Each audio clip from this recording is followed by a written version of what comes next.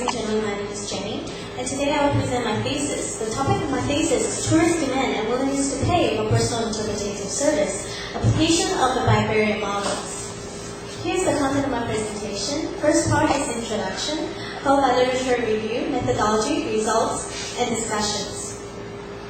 There are 4 parts to my introduction: research backgrounds, the study site Lugan, statements of problem and purposes of research. According to Orvasely in 2000, distinct benefits of historical tourism include the potential of a clean industry and the valuable source of income and employment. Interpretation allows visitors to generate a better understanding of the history and the significance of events, people, and objects with which the site is associated. Also, interpretation is one of the key factors to a sustainable tourism. According to Tourism Bureau in 2008, nearly 91% of the citizens traveled at least once domestically in 2007, and the average number of trips per person was 5.57. However, the number of tourists who have visited historical sites in 2008 was only 5% of the total number of tourists who have visited the principal scenic spots in Taiwan.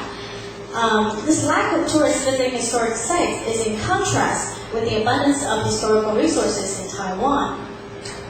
There are currently a total of 699 historic monuments and 767 historic buildings in Taiwan.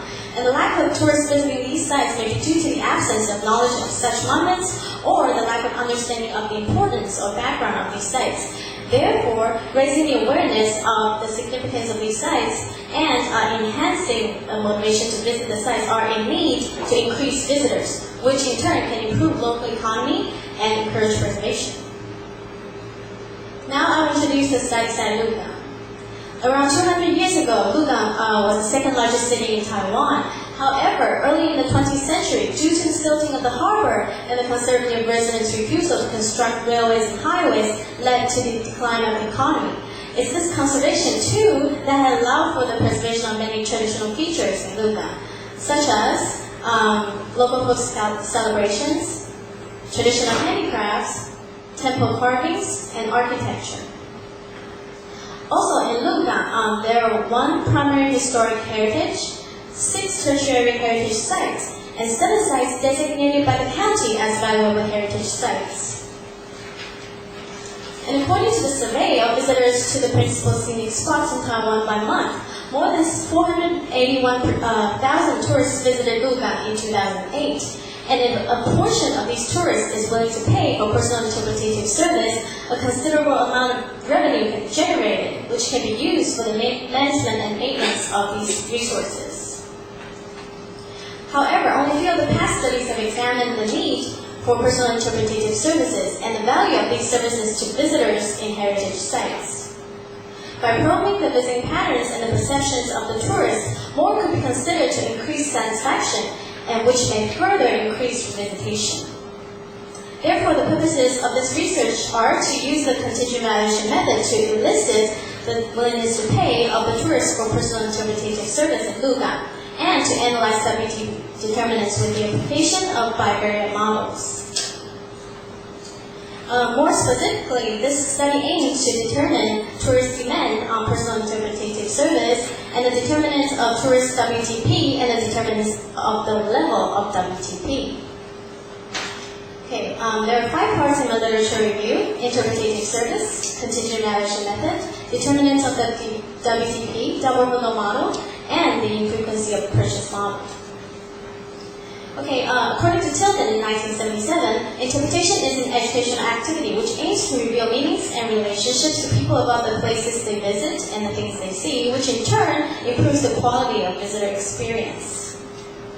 Also, interpretation is a mission-based communication process that forges emotional and intellectual connections between the interests of the audience and the meanings inherent in the resource. So the goal of interpretation is to increase visitor awareness, promote learning, appreciation, and understanding of places so that tourists develop empathy towards heritage, conservation, culture, and landscape. And interpretation services can benefit both the heritage sites and tourists and draw public support by enhancing visitors' experiences and educating visitors in appropriate behaviors to conserve these historical sites. There are mainly two types of interpretative service. The first one is called personal or attended. The other one is non-personal or unattended. And these are examples of each. And this study will only focus on personal interpretative service due to its benefits. First, it can be tailored to meet diverse audience needs. Also, it allows for more interactions between the visitors and the interpreters. Also, it's more entertaining and memorable. And interpreters can report to management if there's any problems before they become critical. Okay, as for the method, the contingent values method is a standard approach to measuring economic values of non-market goods, such as recreational resources, wildlife, and environmental quality goods. And there are several elicitation techniques that can be used with the CVM. The first one is called video game approach. In this approach, the respondent is shown a price bid and asked if they're willing to pay or not. And this process will continue until the highest positive response is recorded. And the next one, the payment card approach. In this approach, the respondents are shown a range of prices on different cards, and they have to select one price out of these different prices. Okay, the dichotomous choice. The researcher simply has to select a price out of a range of predetermined bids and ask the respondents if they're willing to pay or not. And the last approach is called open-ended, which was used in my research. And the respondents simply they can freely state any amount they're willing to pay.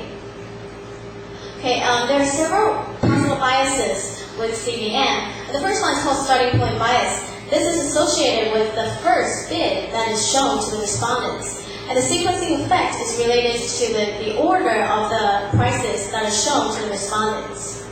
An information effect occurs when the WTP is affected by the information provided to the respondents. Hypothetical bias occurs when the hypothetical market is significantly different than the real market. And the strategic bias refers to participants such as the free riders.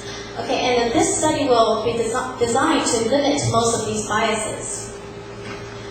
Okay, as for the determinants of WTP, in most travel expenditure studies, economic and social demographic variables were analyzed, and others have incorporated travel-related variables, constraint factors, and life cycle stages.